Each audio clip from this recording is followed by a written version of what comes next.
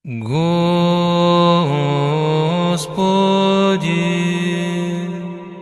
Иисусе Христе,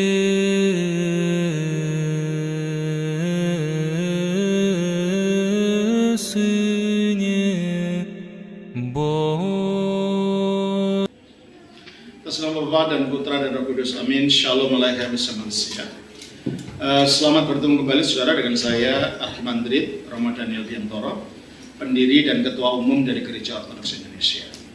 Kita akan melanjutkan acara kita, yaitu menjawab pertanyaan-pertanyaan yang saudara-saudara kirim kepada kami. Tapi saya ingatkan sebelum kita lanjutkan, untuk saudara yang belum subscribe, tolong jangan lupa untuk subscribe, sehingga saudara tidak akan ketinggalan pelajaran-pelajaran baru yang akan kami unggah. Dan juga tolong di klik pada notifikasi, tanda bel itu, supaya kalau kami mengunggah yang baru, saudara segera mendapat notifikasi. Dan kalau saudara merasa ini membawa berkat bagi saudara, tolong di-share dengan yang lain, ya. Dan kalau saudara-saudara yang mendengar merasa bahwa ini adalah berguna bagi saudara-saudara dan sangat diperlukan oleh umat Kristiani yang lain, saudara ingin mendukung pelayanan ini, saya undang saudara untuk berpartisipasi dalam pelayanan ini dengan mengirimkan persembahan saudara melalui rekening bank yang ada di situs ini, sehingga untuk membiayai pengadaan daripada video ini. Terima kasih. Kali ini pertanyaan berasal dari saudara Yakub Pakpahan. Shalom Romo, salam kembali saudara Yakub. Saya merupakan salah seorang pengikut dari ajaran Lutheran. Setelah saya menonton video YouTube Romo, ada yang saya mau tanyakan melalui email ini. Apabila kita meninggal sekarang, roh kita berada di mana? Jikalau roh kita berada bersama Allah di surga, bukankah pada hari penghakiman nanti semua yang mati dan hidup akan diadili untuk bersama-sama Allah di surga? Jikalau seperti itu, maka bisa saja orang yang terdahulu mati dan masuk surga ketika hari penghakiman dinyatakan dosanya sangat besar dan harus masuk neraka. Mohon bimbingannya Romo buat pertanyaan saya ini. Terima kasih. Saudara Yakub,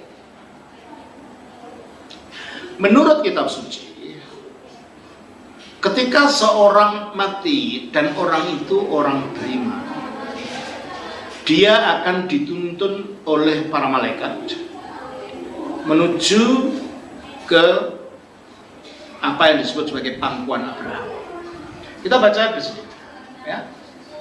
Di dalam jadi belum ada orang masuk surga sekarang ini, belum ada. Sebab untuk masuk surga itu harus dengan tubuhnya sesudah hari kebangkitan, dan seperti yang saudara katakan tadi, sesudah hari penghakiman. Jadi nggak ada orang sekarang masuk surga itu belum ada. Makanya dikatakan di dalam Yohanes pasal 5 ayat yang ke-28 29 dikatakan demikian. Pasal 5 ayatnya 28 29 dikatakan begini. Janganlah kamu heran akan hal itu. Sebab saatnya akan tiba bahwa semua orang yang di dalam kuburan akan mendengar suaranya, maksudnya suara Kristus ketika datang bersama dengan para malaikat. Dan mereka yang telah berbuat baik akan keluar dan bangkit untuk hidup yang kekal, itulah surga. Ya. Tetapi mereka yang telah berbuat jahat akan bangkit untuk dihukum. Jadi kalau begitu surga dan neraka itu baru terjadi setelah hari berbangkit, bukan pada saat ini. Dan itu juga dikatakan di dalam Daniel pasal yang ke-12, kita baca demikian. Daniel pasal 12 ayat 2 dan 3 dikatakan demikian oleh kitab suci. Dan banyak dari antara orang-orang yang telah tidur di dalam debu tanah, maksudnya orang mati ya, akan bangun. Sebagian untuk mendapat hidup yang kekal, itulah yang disebut surga. Sebagian untuk mengalami kehinaan dan kengerian yang kekal, itulah neraka. Jadi kalau begitu menurut data kitab suci, kebangkitan untuk masuk surga atau kebangkitan untuk masuk neraka itu terjadi setelah hari penghakiman. Berarti surga itu juga beserta tubuhnya yang bangkit, neraka itu juga beserta tubuhnya yang bangkit. Bukan hanya roh saja, roh telanjang tanpa tubuh, enggak. Makanya dalam keadaan sekarang, orang yang mati sekarang ini itu dikatakan sebagai orang yang telanjang tanpa baju. Bajunya tubuhnya ini. Kita baca di dalam 2 Korintus pasal 5. Ya. Di dalam 2 Korintus pasal 5, Petrus mengatakan begini. Paulus mengatakan begini. Di dalam dikatakan begini. Dalam pasal 5 ayat 2. Mulai ayat 1 lah. Karena kami tahu bahwa jika kemah tempat kediaman kita yang di bumi ini dibongkar, yaitu waktu kita mati, Allah telah menyediakan suatu tempat kediaman di surga yang bagi kita, suatu tempat kediaman yang kekal yang tidak dibuat oleh tangan manusia. Ya. Selama kita di dalam kemah ini kemahnya roh ini, kita mengeluh karena kita rindu mengenakan tempat kediaman surgawi di atas tempat kediaman kita yang sekarang ini. Sebab dengan demikian kita berpakaian dan tidak kedapatan telanjang. Roh tanpa tubuh adalah roh yang telanjang. Dan dikatakan bahwa Paulus ingin supaya kita tidak telanjang. Sebab selama masih diam dalam kemah ini, kita mengeluh oleh beratnya tekanan. Jadi hidup dalam fisik ini memang banyak kesulitan, banyak keluhan ya. Karena kita mau mengenakan pakaian yang baru itu tanpa meninggalkan yang lama, supaya yang fana ini itu ditelan oleh yang tubuh yang lama ini ya. Nanti akan diberi kuasa baru, energi ilahi dari surga, sehingga tubuh ini menjadi tubuh yang mulia sebagai pakaian yang baru, sehingga energi yang akan dimasukkan pada kita ini menelan kefanaan dari tubuh ini, sehingga tubuh ini menjadi tubuh yang kekal. Sebagaimana dikatakan dalam 1 Korintus pasal 15 ayat 51 ya. Kita baca demikian. 1 Korintus pasal yang ke-15 ayat yang ke-51 dikatakan begini.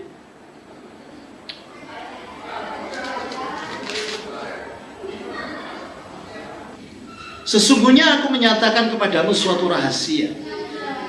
Apa rahasianya? Kita tidak akan mati semua. Jadi nggak ada orang mati. Mati yang sementara ini. Tetapi kita semuanya akan diubah. Kapan? Dalam sekejap mata. Pada waktu bunyi nafiri yang terakhir, itu hari penghakiman. Sebab nafiri akan berbunyi dan orang-orang mati akan dibangkitkan dalam keadaan yang tidak dapat binasa, dan kita semua akan diubah. Karena yang dapat binasa ini harus mengenakan yang tidak dapat binasa, yaitu energi ilahi tadi. Dan yang dapat mati ini harus mengenakan yang tidak dapat mati. Jadi kalau begitu, dalam ajaran Injil tidak ada roh telanjang masuk surga. Masuk surga itu sesudah kebangkitan dengan tubuhnya, sehingga tidak dikatakan roh telanjang, tetapi sudah tubuh yang mulia kalau orang itu diselamatkan. Tetapi juga dibangkitkan untuk masuk pada kengerian kekal tadi. Karena Alkitab mengatakan di dalam Matius pasal 10 ayat 28 ya. Matius pasal 10 ayat yang ke-28 dikatakan oleh kitab suci demikian. Matius 10 ayat yang ke-28. Itulah sebabnya mengapa firman jadi manusia. Untuk menunjukkan keselamatan itu menyangkut tubuh. Kenapa keselamatan membutuhkan firman-Nya Allah harus turun jadi manusia? Karena yang manusia supaya menjadi seperti dia. Yang tubuh ini supaya ikut dalam kodrat ilahi ya. Nah, dikatakan dalam Matius 10 ayat 28 dikatakan begini. Dan janganlah kamu takut kepada mereka yang dapat membunuh tubuh, tetapi yang tidak berkuasa membunuh jiwa. Takutlah terutama kepada Dia yang berkuasa membinasakan baik jiwa maupun tubuh dalam neraka. Jadi menurut ayat ini, baik jiwa maupun tubuh dalam neraka. Nah, pertanyaannya sekarang, bagaimana keadaan orang mati sekarang? Kalau orang itu orang percaya sungguh ya, percaya pada iman yang benar gitu ya. Dikatakan dalam Lukas pasal yang ke-16 Lukas pasal yang ke-16 ayatnya yang ke-22. Mulailah ayat 19 ya. Kita baca mulai dari ayat yang ke-19 yang bunyinya demikian ya. Ada seorang kaya yang selalu berpakaian jubah ungu dan kain halus, dan ia setiap hari bersukacita dengan kemewahan. Ini orang sangat duniawi sekali, hidupnya penuh dengan kemewahan dunia. Tetapi dia tidak punya nama, namanya tidak ada. Padahal kalau orang mau diselamatkan, namanya tercatat dalam kitab kehidupan. Berarti orang ini namanya tidak tercatat dalam kehidupan. Dalam kitab Wahyu pasal 20 ayat 15. Wahyu pasal 20 ayat 15 mengatakan demikian. Wahyu 20 ayatnya yang ke-15. Dikatakan oleh kitab suci begini. Dan setiap orang yang tidak diketemukan namanya tertulis di dalam kitab kehidupan itu, ia dilemparkan ke dalam lautan api itu. Jadi orang yang namanya tidak tercatat dalam kitab kehidupan keluar dari keselamatan, masuk ke dalam lautan api, masuk dalam neraka. Itulah sebabnya kalau dalam gereja ortodoks, ketika orang dibaptis, sebelum yang lain-lain, ketika dia mulai masuk ke dalam hidup gereja, Romo menembangkan tangan, mendoakan supaya nama orang ini dicatat dalam kitab kehidupan. Dan orang yang percaya pada Kristus itulah yang namanya tercatat dalam kitab kehidupan itu. Karena itu dikatakan dalam Lukas 10 ayat 20. Di dalam Lukas 10 ayat 20, ketika para rasul selesai melaksanakan tugasnya mengusir setan-setan, lalu mengatakan kepada Kristus bahwa setan-setan juga kalah, maka mereka lalu Yesus mengatakan, namun demikian janganlah kamu bersukacita karena roh-roh itu takluk kepadamu, tetapi bersukacitalah karena namamu ada terdaftar di surga. Ya, kalau namanya terdaftar di surga, berarti ada namanya. Orang kaya ini namanya tidak ada namanya, berarti orang ini tidak tercatat dalam kitab kehidupan. Berarti orang ini orang yang akan tidak selamat. Gambaran dari orang yang tidak selamat. Beda dengan satunya dalam Lukas 16 ayat 20. Dan ada seorang pengemis bernama Lazarus, lainnya ada namanya. Berarti namanya tertulis dalam kitab kehidupan, dan namanya itu sendiri membuktikan dia orang beriman. Lazarus itu bentuk bahasa Yunani dari kata Lazar, bahasa Ibrani. Lazar itu kependekan dari kata Eliazar. Eli itu artinya Allahku, Azar adalah penolong. Eliazar artinya Allahku adalah penolong. Berarti nama ini merupakan simbol daripada keyakinan orang ini yang menjadikan Allah penolongnya. Ini adalah orang beriman berarti. Nah, mengapa orang beriman ini digambarkan sebagai pengemis? Ya, karena keselamatan itu bukan dari perbuatan kita kan. Kita itu hanya mengemis pada belas kasihan Allah, itu gambarannya. Kita itu hanya menerima kasih karunia Allah, maka digambarkan sebagai pengemis, seorang peminta yang tidak punya apa-apa di hadapan Allah. Maka gambarnya adalah pengemis. Dan ada seorang pengemis bernama Lazarus, badannya penuh dengan borok, berbaring dekat pintu rumah orang kaya itu.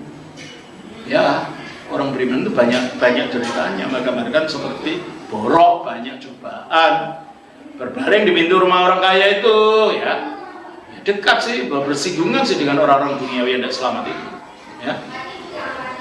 Dan ingin menghilangkan laparnya dengan apa yang jatuh dari meja orang kaya itu, malahan anjing-anjing datang dan menjilat boroknya. Dalam hubungannya dengan orang duniawi, orang beriman itu tidak ada kaitannya, sehingga seolah-olah dia dihinakan, seperti di boroknya dijilati anjing dan dimakan, gitu, kayak dihinakan. Tapi apa yang terjadi? Kemudian matilah orang miskin itu, lalu dibawa oleh malaikat-malaikat ke pangkuan Abraham. Jadi pada waktu seorang beriman itu mati, ketika rohnya mau keluar dari tubuhnya, di situ sudah ada yang nunggu. Yang nunggu apa? sekumpulan malaikat kudus ini untuk melihat roh yang mau keluar dari tubuh ini roh yang bagaimana. Kalau roh itu memancarkan kesucian, bau kesucian, maka akan dirangkul, ayo aku antar engkau ke pangkuan Abraham. Sebaliknya, kalau itu roh orang tidak beriman, digambarkan di dalam Lukas pasal yang ke-12. Ya. Lukas pasal 12 ayatnya yang ke-19. Ini mengenai orang kaya yang kekayaannya berlimpah-limpah tapi tidak peduli untuk orang lain. Ya. Ayat 17. Ayah bertanya dalam hatinya, apakah yang harus aku berbuat sebab aku tidak punya tempat di mana aku dapat menyimpan hasil tanahku. Lalu katanya, inilah yang akan aku berbuat. Aku akan merombak lumbung-lumbungku dan aku akan mendirikan yang lebih besar dan aku akan menyimpan dalamnya segala gandum dan barang-barang. Orang ini adalah orang yang mempunyai kekayaan tetapi hanya mementingkan dirinya sendiri. Yang penting dia punya kekayaan, makin ditumpuk-tumpuk kekayaannya. Dan apa yang katanya? Sesudah itu aku akan berkata kepada jiwaku, jiwaku, ada banyak padamu barang tertimbun untuk bertahun-tahun lamanya. Beristirahatlah, makanlah, minumlah, dan bersenang-senanglah. Apa kesalahan orang ini? Kesalahan orang itu menyamakan kebutuhan jiwa dengan kebutuhan tubuh. Jiwa tidak butuh barang. Jiwa tidak butuh istirahat, makan, dan minum yang sampai bertahun-tahun, itu butuhnya tubuh. Nah, orang ini mengatakan pada jiwanya ini. Butuhnya jiwa apa? Kasih karunia Allah. Butuhnya jiwa apa? Iman. Butuhnya jiwa apa? Ketaatan.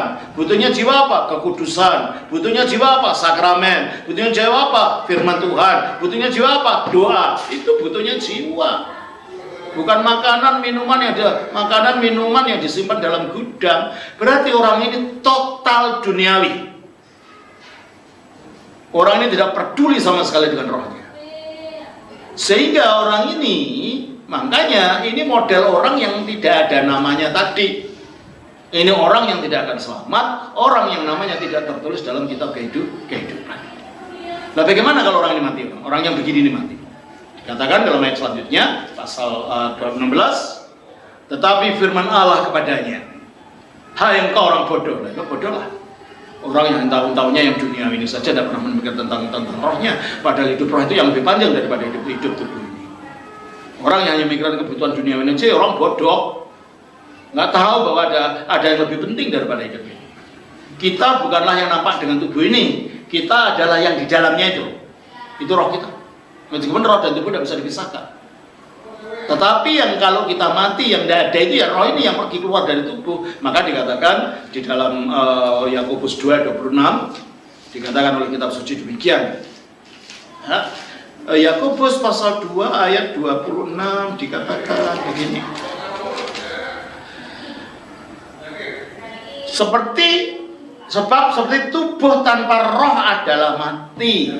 Jadi orang mati itu rohnya yang pergi. Berarti yang akan tetap ada itu roh itu, bukan tubuhnya. Ya. Nah, ketika orang model duniawi ini mati, tetapi firman Allah duniawi ini memikirkan hanya masalah duniawi, dikatakan, hai engkau orang bodoh. Nah, banyak orang bodoh di dunia. Hanya berpikir masalah duniawi saja. Ya. Hai kamu orang bodoh. Pada malam ini juga jiwamu akan diambil daripadamu. Terjemahan ini kurang tepat. Kita baca dalam bahasa aslinya. Dalam bahasa aslinya berbunyi demikian juga. Lukas pasal 12 ayatnya yang ke-20. Bahasa aslinya bunyinya begini.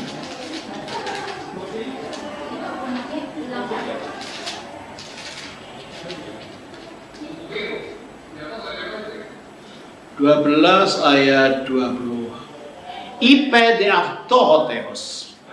Maka Allah berkata kepadanya, Afron, hai orang bodoh, tahti tinikti, malam ini juga tin psikinsu, jiwamu apetusin, mereka akan menuntut aposu dari kamu. Apletusin itu artinya mereka akan menuntut. Nah, mereka itu siapa yang menuntut jiwa orang ini tadi? Bukan Allah. Kalau Allah kan bukan mereka, dia. Bukan malaikat. Karena malaikat tugasnya bukan untuk menuntut siapa-siapa. Nah, siapa? Roh jahat. Jadi untuk orang yang hidupnya tidak peduli pada Allah, terlalu duniawi, hidup dalam dosa, mementingkan diri sendiri, pada waktu mati juga ada yang jemput. Tapi jemput untuk nuntut. Dan itulah roh jahat. Apalagi roh itu sudah keluar tubuh, mau menuju ke tempat Allah itu harus melewati angkasa yang tidak nampak, di mana di situ ada kerajaan angkasa. Emangnya didiamkan sama mereka tinggal di situ? Pasti enggak lah. Oleh karena itu roh-roh yang meninggalkan tubuh, coba kita baca di dalam Efesus pasal yang kedua. Ya. Efesus yang kedua 2. Kamu hidup di dalamnya karena kamu mengikuti jalan dunia ini, karena kamu mentaati penguasa kerajaan angkasa.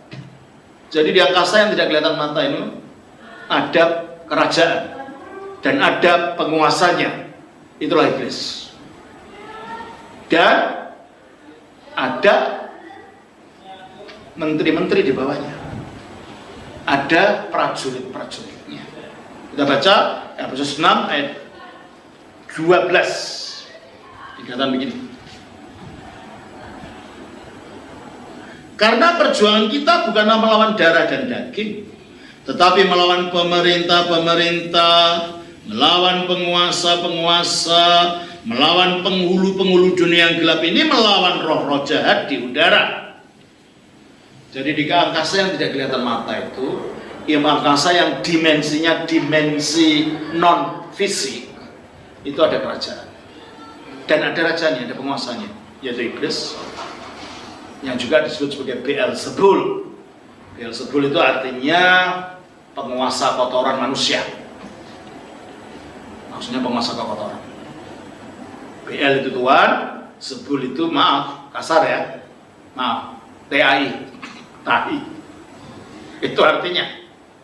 Beelzebul itu artinya penguasanya tai. Mengapa begitu? Nah, itu kan barang kotoran, barang bau. Iblis itu selalu menuntut manusia untuk pada yang kotor-kotor itu. Itulah sebabnya pengikutnya disebut roh najis, karena menuntut kepada kenajisan. Nah, ketika roh orang mati yang tidak percaya ini keluar dari tubuhnya, karena pada waktu hidupnya sudah mentaati penguasa kerajaan angkasa ini, kita kalau ketika dia keluar pastilah ini temanku, kan gitu. Kamu sama dengan saya, maka akan diseret ke tempatnya dia. Di mana tempatnya? Itulah yang disebut Tartarus. Karena penghulu malaikat yang sering sebutannya disebut Lucifer, meskipun itu bukan namanya sebenarnya. Lucifer itu adalah sifatnya. Luciferus. Luci itu adalah lux, dari kata lux bahasa Latin artinya terang. Verus itu penyandang.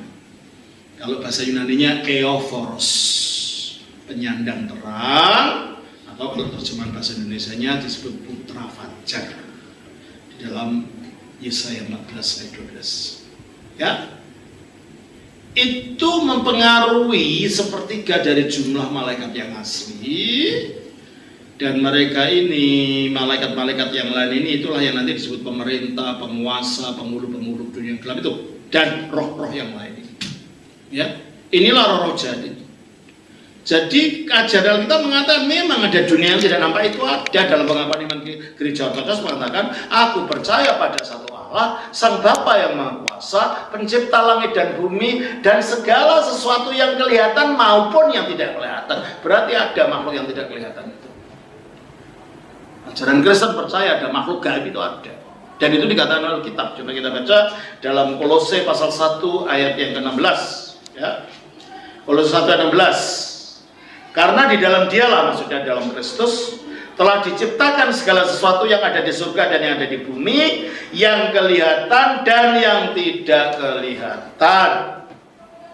Jadi makhluk yang tidak kasat mata, atau dalam bahasa Sanskertanya makhluk niskala, kalau bahasa Arabnya makhluk gaib, itu ada. Itu ajaran kitab suci. Dan makhluk gaib ini adalah malaikat-malaikat yang telah jatuh tadi, yang menuntun manusia kepada kekotoran, yang mendiami udara atau angkasa, dimensi yang tidak nampak, dimensi yang gaib tadi. Nah, kalau orang mati mau menuju ke tempat yang dituju, pastilah melewati tempat itu.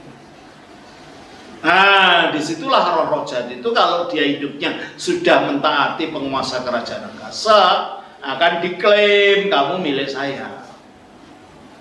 Sehingga akhirnya akan dibawa ke tempatnya dia yang namanya Tartarus. Bagaimana kita tahu Tartarus itu? Kita baca di dalam Yudas 1 ayat 6. Ya. Yudas 1 ayat 6 dikatakan begini, saudara, ya. Yudas 1 ayat 6 mengatakan begini.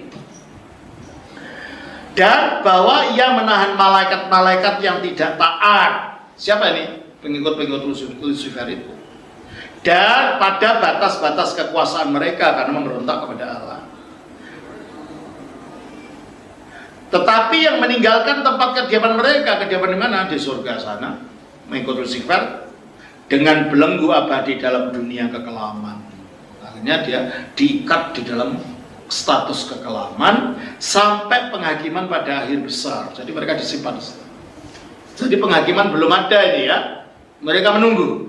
Mereka diikat dalam keberadaan gelap ini. Dan ini paralelnya kita baca di dalam 2 Petrus 2 ayat 4. Kita baca begini. 2 Petrus pasal 2 ayatnya yang keempat dikatakan oleh kitab suci demikian. Sebab jikalau Allah tidak menyayangkan malaikat-malaikat yang berbuat dosa, ya, tetapi melemparkan mereka ke dalam neraka. Bahasa asalnya bukan neraka. Tidak mungkin ini neraka. Kenapa? Karena selanjutnya, dan dengan demikian menyimpannya ke dalam gua-gua yang gelap untuk menyimpan mereka sampai hari penghakiman. Belum hari penghakiman kok sudah masuk neraka. Berarti ini bukan neraka dong. Kan neraka itu kalau sudah hari penghakiman. Orang ini, malaikat yang jatuh ini disimpan di tempat gelap ini sampai hari penghakiman. Berarti ke tempat gelap ini bukan neraka. Terjemahnya keliru. Kita baca dalam bahasa aslinya begini. Di dalam 2 Petrus pasal 2 ayat 4 kita baca demikian. 2 Petrus 2 ayat 4 dikatakan begini. Igar. Tetapi jikalau Otheos Allah Angelon amartisanton episatu. Jikalau Allah tidak menyayangkan malaikat-malaikat yang berdosa, Alasiras zofon tartarosas paredokan, dan menyerahkan mereka kepada Tartarosas. Kalau bahasa Yunaninya neraka itu kolasi. Ini Tartarosas. Tartarosas itu bukan neraka. Ya Tartarus, tempat penantian, laksana neraka. Tapi belum neraka. Sebab makhluk-makhluk ini baru di sana disimpan untuk menunggu hari penghakiman. Berarti belum ada penghakiman, belum ada orang masuk neraka. Berarti kalau gitu penyimpanan tempat di mana malaikat-malaikat yang jatuh itu sekarang ada adalah di Tartarus. Nah, di mana tempatnya? Kita nggak tahu, itu alam gaib. Kalau alam gaib itu kan beda. Di mana manusia itu pohon besar, ternyata bagi mereka itu istana, gitu kan? Kalau alam gaib kan gitu. Jadi kita tidak bisa menyamakan menunjuk tempatnya di sini di bawah bumi, tidak tahu. Tapi ada alam itu, ya alam itu. Nah, jikalau roh-roh jahat ini yang akan masuk penghakiman nanti itu sekarang disimpan pada Tartarus. Padahal orang-orang yang tidak selamat itu nanti tinggalnya kalau sudah penghakiman masuk neraka bersama mereka, bersama iblis dan roh jahatnya. Maka sekarang kalau mereka berada dalam cengkraman mereka, ya masuknya ke tempat yang sama di mana roh jahat ini ada, ya ke dalam Tartarus itu. Coba kita baca di dalam Matius pasal yang ke-25 ayat 41. Matius 25 ayat 41 dikatakan mengenai nanti sesudah penghakiman ya. Dikatakan, dan ia akan berkata juga kepada mereka yang di sebelah kirinya, nyala dari hadapanku hai kamu orang-orang terkutuk, nyala ke dalam api yang kekal yang telah sedia untuk siapa? Untuk iblis dan malaikat-malaikatnya. Jadi neraka itu tidak diciptakan untuk manusia, tetapi untuk iblis dan malaikat-malaikatnya dan manusia yang mengikut jalannya mereka. Nah, kalau akhir daripada manusia menyurut jalan mereka itu adalah tempatnya di api kekal ini nanti, berarti sekarang ketika mereka direbut, dituntut oleh roh-roh ini, ya ikut masuk ke tempat mereka ini, yaitu ke Tartarus, alam laksana neraka, tapi belum neraka, karena neraka itu menunggu kebangkitan, menunggu pengadilan. Jadi ini alam penantian namanya, Tartarus. Itulah sebabnya ketika orang kaya dalam Lukas 16 tadi mati, apa yang terjadi? Kita baca dalam Lukas pasal 16 ayatnya yang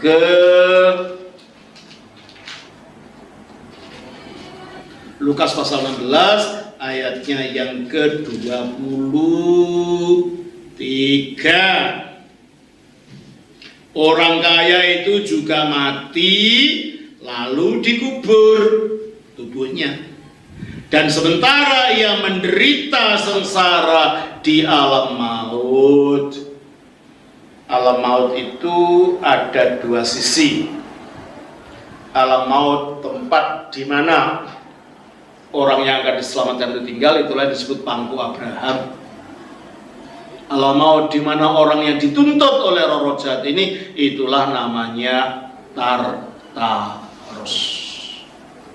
Dikatakan dalam ketika ini, orang kaya itu juga mati lalu dikubur, dan sementara ia menderita sengsara di alam maut, ia memandang ke atas, dan dari jauh dilihatnya Abraham dan Lazarus duduk di pangkuannya. Dan kelihatannya, ya, Firdaus ini, pangkuan Abraham ini kayak gunung tinggi, dan yang Tartarus kayak di jurang rawa, ya. Kenapa?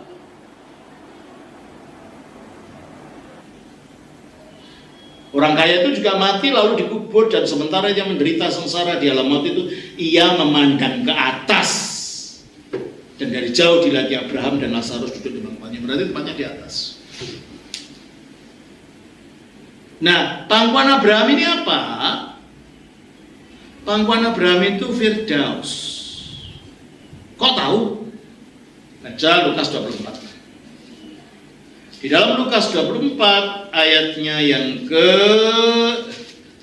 24 ayatnya 23. 23 ayatnya yang ke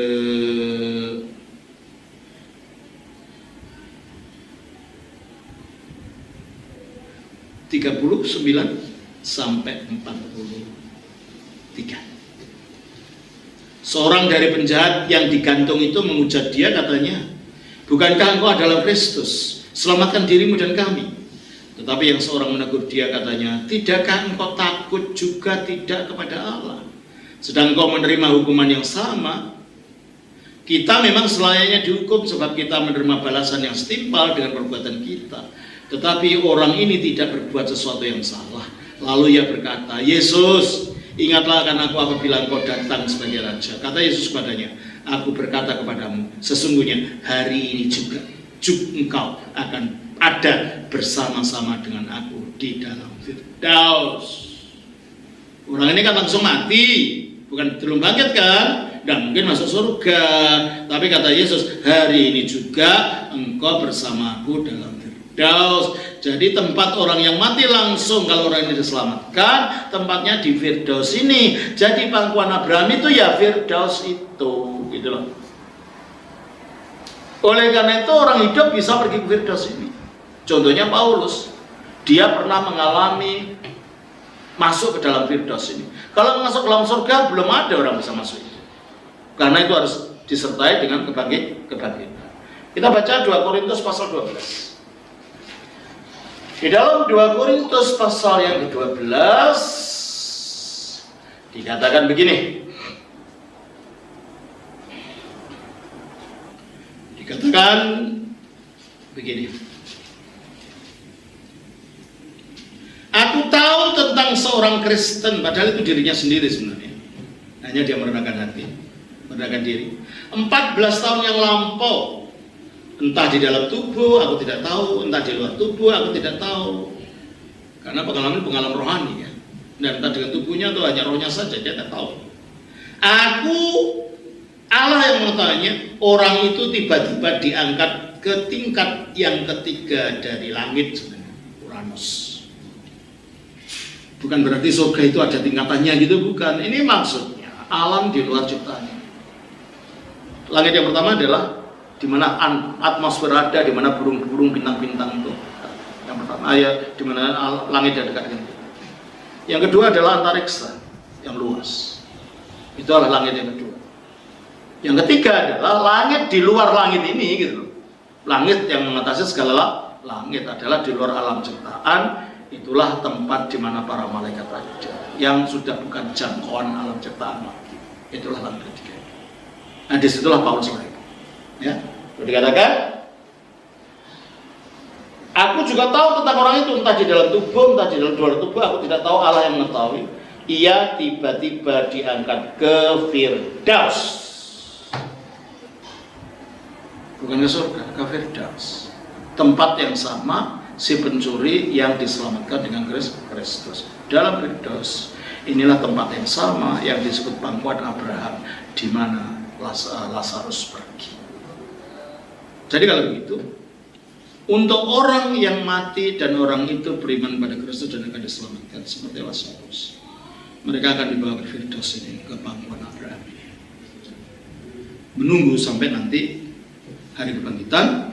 Di mana tubuhnya dibangkitkan, mereka akan dimasukkan nanti ke dalam negeri. Untuk orang yang tidak selamat, orang yang tidak percaya kepada Kristus, kalau mati, mereka akan direbut dituntut oleh roh-roh jahat ini.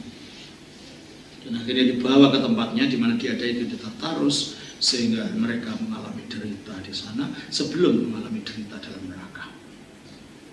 Nah, jadi Pak, kalau pertanyaan Pak Pahan tadi dikatakan, apabila kita meninggal sekarang roh kita berada di mana? Kitanya ini siapa? Orang yang percaya atau tidak? Kalau orang percaya di Firdaus, kalau orang tidak percaya di Tartarus. Jika roh kita berada bersama Allah di surga, belum. Kita belum di surga, kita di Firdaus. Tapi Allah juga hadir di situ, kan ada di mana-mana, ya kan? Bukankah pada hari penghakiman nanti semua yang mati dan hidup akan diadili untuk bersama-sama di surga? Makanya belum. Sekarang belum ada orang di surga. Jikalau seperti itu, maka bisa saja orang terdahulu mati dan masuk surga ketika hari penghakiman dinyatakan dosanya sangat besar dan harus masuk neraka. Tidak begitu, Pak. Jadi, ya mungkin karena pada umumnya ajaran Protestan tidak mengajarkan tentang apa yang disebut alam penantian ini. Ya pokoknya udah bersama Kristus gitu aja. Tidak ada penjelasannya yang rinci gimana keadaannya. Padahal ada dalam kitab, dan Ortodoks menjawabnya dengan rinci. Mati itu kalau kita tidak beriman, kita masuk ke dalam Tartarus tadi bersama roh-roh jahat penderita karena dianiaya oleh mereka. Dan untuk orang yang hidup benar nanti akan bersama para malaikat di Firdaus. Ibrani pasal 12 ayat 22. Di dalam Ibrani pasal 12 ayat 22 dikatakan demikian.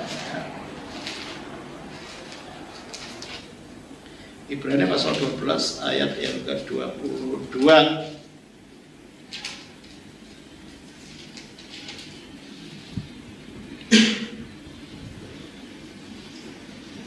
Tetapi kamu, maksudnya kita orang yang percaya, sudah datang, bukan akan datang. Sekarang sudah, statusnya sudah.